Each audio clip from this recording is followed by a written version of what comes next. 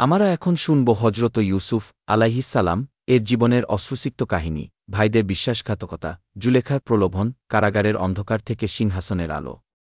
আসসালামু আলাইকুম ওয়া রহমাতুল্লাহি ওয়া বারাকাতুহু। ভাই ও বোনেরা, ইসলামিক ভিডিও পেতে চ্যানেলটি সাবস্ক্রাইব করে বেল আইকনটি অন করে দিন।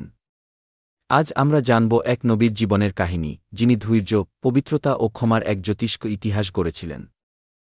হজরত ইউসুফ আলাইহিসসালাম ইয়াকুব নবীর প্রিয় সন্তান। সৌন্দর্যে, চরিত্রে, জ্ঞানে তিনি ছিলেন মহান।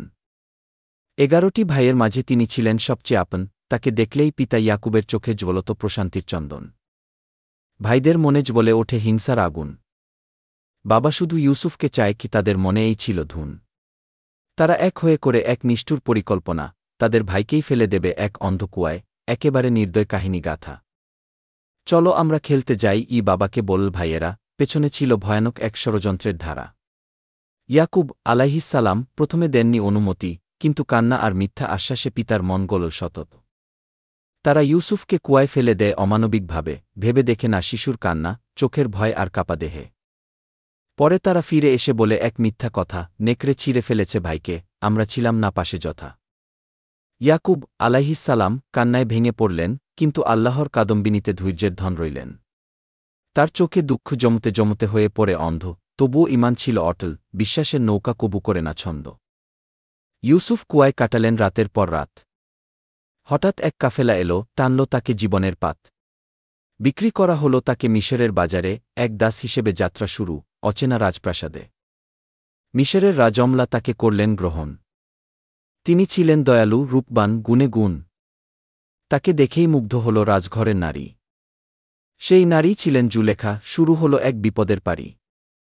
জুলেখা প্রলোভনে ফেলতে চায় ইউসুফকে বারবার, কিন্তু তিনি ফিরিয়ে দেন আল্লাহর ভয়ে। অভিযোগ হয় উল্টো, জুলেখার চোখে কান্না আর মিথ্যা, অপরাধী করা হয় নির্দোষ নবীকে, সমাজ হয় হতচকিত ও নিঃস্বতা। কারাগারের অন্ধকক্ষে শুরু হয় নতুন অধ্যায়, কিন্তু তাতেও ধৈর্য হারান না, তার মন যেন এক মসজিদের ছায়। জেলখানায় স্বপ্ন ব্যাখ্যা করেন বন্দীদের। এভাবে পৌঁছে যান ফারাওনের রাজপ্রাসাদের। ফারাওনের হয় স্বপ্ন, 7 মোটা গরু খায় 7টা রোগা। জানতে চায় রাজা, কে দিতে পারে ব্যাখ্যা সোজা। একদিন ফেরাউনের দরবারে ডাক আসে হঠাৎ, স্বপ্নে দেখে গরু আর শস্যের ঘাট। বলল, কে আছে এমন যে ব্যাখ্যা দেবে? প্রহরী বলল, এক বন্দী জানে, যাকে আমরা জেলে দেখছি। জেলে থাকা সেই যুবক নূহ নবীর বংশধর, যার নাম হজরত ইউসুফ আলাইহিসসালাম। অগাধ জ্ঞান তার। রাজা ডেকে পাঠায়, বলেন, স্বপ্নের মানে বলো, সত্যি যদি হও রসুল, প্রমাণ দাও চলো। বললেন, 7টি বছর হবে ফলন প্রচুর, তারপর 7টি আসবে দুর্ভিক্ষের সুর। সংগ্রহ করে রাখো শস্য মাপে কষে, তাহলেই রক্ষা পাবে এ দুর্দিনের থাবা থেকে। স্বপ্নের এমন ব্যাখ্যায় রাজা মুগ্ধ হয়ে যায়, বলল, তোমাকে মন্ত্রী করি, চালাও খাদ্যের আয়। জেল থেকে এবার সোজা দরবারে পদোন্নতি। হজরত ইউসুফ আলাইহিসসালাম এখন রাজ্যের অর্থনীতির কর্তৃত্বদিতি। বছর যায়, দুর্ভিক্ষ আসে, মানুষ পড়ে খাদ্যে টান। কানান থেকেও ভাইরা আসে, চিনতে পারে না প্রাণ। সামনে ভাই, তবু চুপ, হৃদয়ে থাকে ক্ষত। কিন্তু ক্ষমা করে দিলেন, ভাঙলেন না কোনো শপথ। বললেন, আমি তোমাদের ভাই, যে জঙ্গলে হারায়, তোমরা যা করেছ, আজ তা ভুলে যেতে চাই। সব ভাই কেঁদে পড়ে পায়ে চায় ক্ষমা বিনয়ে। হজরত ইউসুফ আলাইহিসসালাম বলেন, আল্লাহ তাআলা সবই জানে। তোমরা নিয়ে যাও এই জামা, চোখে দাও বাবার, চোখের আলো ফিরবে ফিরে, হবে না কোনো ভার। হজরত ইয়াকুব আলাইহিসসালাম তখন অন্ধ, দুঃখে কাতর, জামা ছুঁয়ে বললেন, এ তো ইউসুফের গন্ধের মতো সরবর। আল্লাহ ফিরিয়ে দিলেন দৃষ্টিশক্তি আবার, সবাই মিলে এসে পৌঁছাল মিশরের দরবার। সেজদায় পড়ে বাবা মা ও ভাইরা সম্মানে। হজরত ইউসুফ আলাইহিসসালাম দেখলেন স্বপ্ন বাস্তব তার মানে। শৈশবে যে দেখেছিলেন তারা সূর্য, চাঁদ, তারা, আজ সবাই সামনে নত, আল্লাহর ওয়াদা সারা।